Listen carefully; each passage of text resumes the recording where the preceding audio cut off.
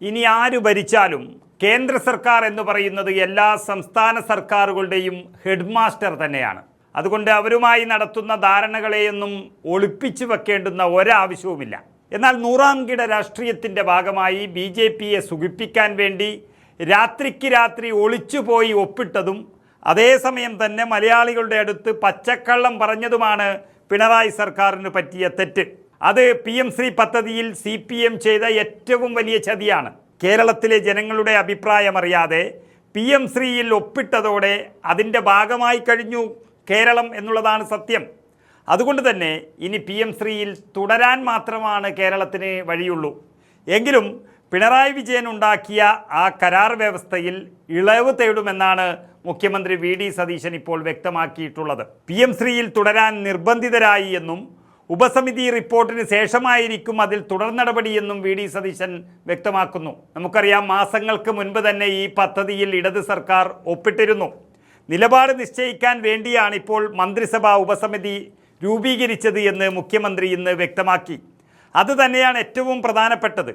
LDF സർക്കാരും മന്ത്രിമാരും തലയിൽ മുണ്ടിട്ട് പോയി ഒപ്പിട്ടതിൻ്റെ ദുരന്തം അത് അനുഭവിക്കേണ്ടി വന്നതാണെങ്കിലും അതിനൊരു രൂപരേഖ ഉണ്ടാക്കാനും സംസ്ഥാനത്തിൻ്റെ നിലപാട് കർശനമാക്കാനും വേണ്ടി UDF സർക്കാർ ഉപസമിതിയെ നിയമിച്ചത് തന്നെ ഏറ്റവും പ്രധാനപ്പെട്ട കാര്യമാണ്. മാത്രമല്ല, മുസ്ലിം ലീഗിൻ്റെ ഭാഗത്തു നിന്നുള്ള മന്ത്രി എന്നുള്ള നിലയിൽ സംസുദ്ദീനാണ് അതിൻ്റെ അധ്യക്ഷൻ. ഒളിച്ചു കളിക്കേണ്ടുന്ന ഒരു ആവശ്യവുമില്ല എന്ന് തെളിയിച്ചത് തന്നെ സതീശൻ സർക്കാരിൻ്റെ വിജയമാണ് എന്ന് പറയേണ്ടി വരും. അതുകൂടാതെ കേരളം എടുത്ത മറ്റൊരു തീരുമാനം എന്ന് പറയുന്നത് PM ശ്രീ പദ്ധതി നടപ്പിലാക്കുമ്പോൾ BJP ഇതര സംസ്ഥാനങ്ങളുമായി, അതായത് BJP ഭരിക്കാത്ത സംസ്ഥാനങ്ങളുമായി ഒരുമിച്ച് നീങ്ങും എന്നുള്ളതാണ് പറഞ്ഞിരിക്കുന്നത്.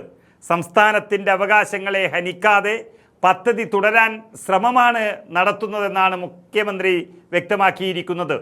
ഇതൊന്നും തലയിൽ മുണ്ടിട്ട് പോയി ഒപ്പിട്ട മുൻ സർക്കാർ ചെയ്തിട്ടില്ല എന്നുള്ളതാണ് പ്രധാനം. അതിനവർക്ക് സമയം കിട്ടിയിട്ടുമില്ല.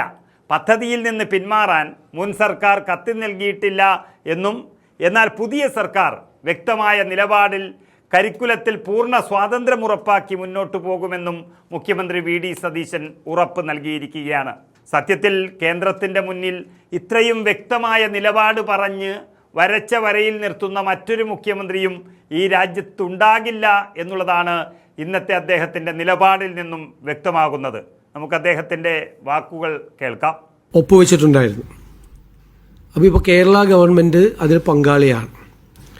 മാത്രമല്ല 99 കോടി രൂപയിലധികം അവിടെ നിന്ന് ഈ പദ്ധതിയുമായി ബന്ധപ്പെട്ട് വാങ്ങിച്ചിട്ടുണ്ട്.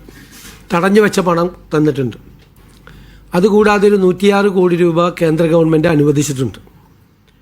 ഇതാണ് അതിൻ്റെ കാര്യം. അതിനെ ആശയപരമായി അതിനോടുള്ള എതിർപ്പ് കരിക്കുലം ഫ്രീഡത്തിൽ കേന്ദ്ര സർക്കാർ ഇടപെടരുത് എന്നതാണ്. 2, ഇത് നടപ്പാക്കുന്ന സ്കൂളുകൾ തിരഞ്ഞെടുക്കാനുള്ള അവകാശം സംസ്ഥാന ഗവൺമെൻറ് നൽകണം എന്നതാണ്. അപ്പോൾ ഒരു കാരണവശാലും കരിക്കുലം സ്വാതന്ത്ര്യത്തിൽ 2, സ്കൂൾ സെലക്ഷൻ അത് സംസ്ഥാന സർക്കാർ തന്നെ തീരുമാനിക്കും.